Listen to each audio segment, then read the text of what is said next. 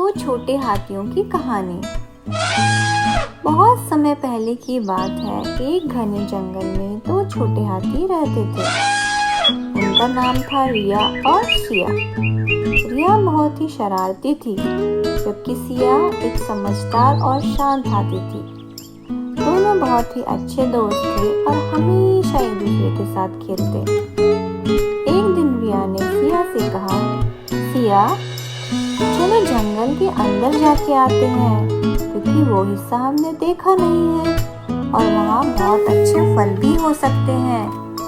सिया ने थोड़ा सोचा और फिर कहा, रिया, तुम कह तो ठीक रही हो, पर हमें ध्यान रखना चाहिए, क्योंकि वहाँ का रास्ता मुश्किल भी हो सकता है। लेकिन रिया ने नहीं मानी और अपनी मर्जी से ही चलती चली गई।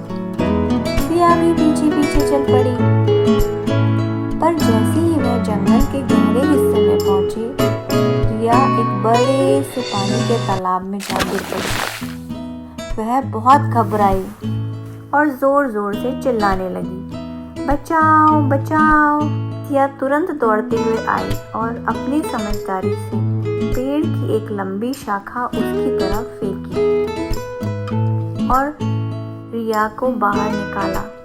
रिया डर के मारे कांप रही थी, लेकिन सिया ने उसे हिम्मत दी और कहा, देखो रिया, तुमने मेरी बात नहीं मानी और देखो यह सब हो गया। रिया ने शर्मिंदा होकर कहा, हाँ सिया, मुझे समझना चाहिए था और तुम्हारी बात को भी मानना चाहिए था। मुझे माफ कर दो। सिया हंसते हुए बोली, कभी भी शरारतें हमें नहीं करनी चाहिए और हमेशा दोस्त की सलाह माननी चाहिए। तो बच्चों, हमें सीख मिलती है कि हमें हमेशा दोस्तों की अच्छी सलाह को मानना चाहिए और किसी भी काम को पहले सोच समझ कर ही करना चाहिए।